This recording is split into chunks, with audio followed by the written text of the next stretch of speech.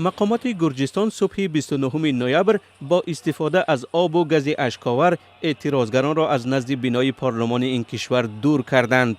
در نتیجه یک عده روزنامه‌نگاران از جمله خبرنگاری رادیوی آزادی جراحت برداشتند. شام روز پنجشنبه سروزیر گرجستان ایرکل کوباخیدزه اعلام کرد که این کشور مذاکرات را برای عضویت در اتحاد اروپا تا سال 2028 به تأخیر می‌گذارد و همچنان از گرفتن گرانت‌های بودجتی از اتحاد دست می‌کشد. بعد از انتخابات ماه اکتبر که با پیروزی ائتلاف آرزوی گرجی خاتمه یافته، گروه حاکم اکثر کرسی‌های پارلمان را اشغال نمود، مخالفان حکومت و دولت‌های غربی آرزوی گرجی را با تقلب در آوازدهی و امکان دادن به افزایش نفوذ روسیه متهم کردند.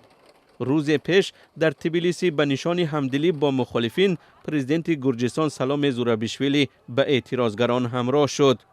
گرجستان در سال 2023 مقام ناظر را در اتحاد اروپا کسب کرد، ولی ماه‌های اخیر به ویژه بعد از قبول قانونی بحث برانگیز درباره اگنت خارجی، روابط تبلیسی با بروسل سرد شده است. به قول منقدان این قانون امکان می‌دهد که رسانه‌ها و کارمندان سازمان‌های اجتماعی با خدمت به خارجیان عیبدار کرده شوند. حکومت ایالات متحده آمریکا در ماه ایول تصمیم گرفت که تقدیم 95 میلیون دلار کمک به حکومت گرجستان را متوقف کند.